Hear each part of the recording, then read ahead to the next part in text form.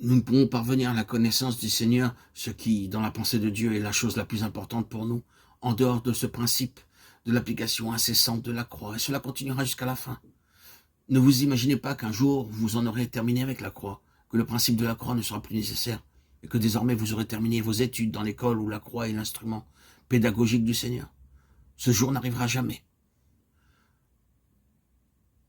De plus en plus, vous reconnaîtrez la nécessité de cette croix si vous aspirez à cette plus grande plénitude de la connaissance spirituelle du Seigneur. Cela signifiera une mesure plus grande de votre utilité pour lui. Vous devez donc comprendre que le principe de la croix doit agir en vous de plus en plus profondément à mesure que vous progressez. Oh, Seigneur, écris cela dans nos cœurs afin que nous reconnaissions le besoin de cette croix et que ceux qui en ont une certaine expérience soient plus conscients encore de cette nécessité. Nous avons vu la terrible tragédie des gens qui ont entendu pleinement le message de la croix et qui, après plusieurs années, ont été une contradiction à l'égard de ce message, marqué par une nature autoritaire, impatiente, irritable, de telle sorte que les autres personnes n'ont pas pu vivre avec elle. Êtes-vous habituellement une personne irritable? Je ne parle pas ici des personnes qui parfois commettent des fautes. Le Seigneur est patient à l'égard de nos difficultés survenant ici et là sur notre route. Mais sommes-nous d'habitude irritables, d'un caractère emporté, avec qui il est difficile de vivre? C'est la négation de la croix. Et cela a ruiné la vie et l'œuvre de nombreux missionnaires et serviteurs de Dieu. La croix agira jusqu'au bout. Elle mettra de côté, malgré nos échecs, ce qui, dans la constitution de notre nature, doit être traité de cette manière. Nous parviendrons ainsi à connaître le Seigneur. C'est en vue de cette plus grande utilité que nous devons expérimenter cette mort.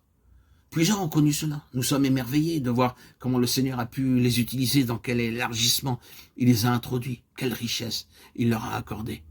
Mais avant cela, ils avaient été plongés dans les profondeurs de la mort, jusque-là inconnue par eux auparavant.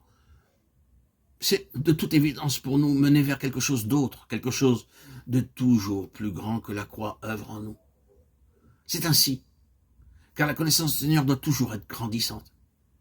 Par ailleurs, il n'y a pas de position sûre en dehors de l'application constante du principe de la croix. Cela est nécessaire pour garantir une absolue sécurité. Rien n'est à l'abri entre nos mains. Plus le Seigneur nous bénit, plus grand sera le danger. Nous rencontrons beaucoup de difficultés lorsque le Seigneur commence à nous utiliser. Vous pouvez alors penser tout cela n'a pas beaucoup contribué à la sanctification. Sachons cependant que toutes ces difficultés ont fait une œuvre d'éradication. Voyons cela dans la vie de Paul. Cet homme connaissait-il quelque chose de la croix? Pouvez-vous dire que c'était un homme qui n'était pas véritablement crucifié? Cependant, malgré tout ce qu'il connaissait de la croix et du Seigneur, il avait besoin que la croix agisse en lui jusqu'au bout. Il le déclara dans ce passage. Et pour que je ne sois point enflé d'orgueil, il m'a été mis une écharde dans la chair, un messager de Satan, pour me souffleter, pour que je ne sois point enflé d'orgueil. 2 Corinthiens 12, 7. Notons-le. Il dit cela à cause de la grande révélation qui lui a été accordée. Il avait été ravi dans le ciel. C'est quelque chose de périlleux de se voir confier les richesses divines à cause de ce que nous sommes. La seule position de sécurité, c'est quand la croix agit constamment, touchant tout ce qui procède de nous-mêmes et traitant le caractère indépendant de nos actions et de notre nature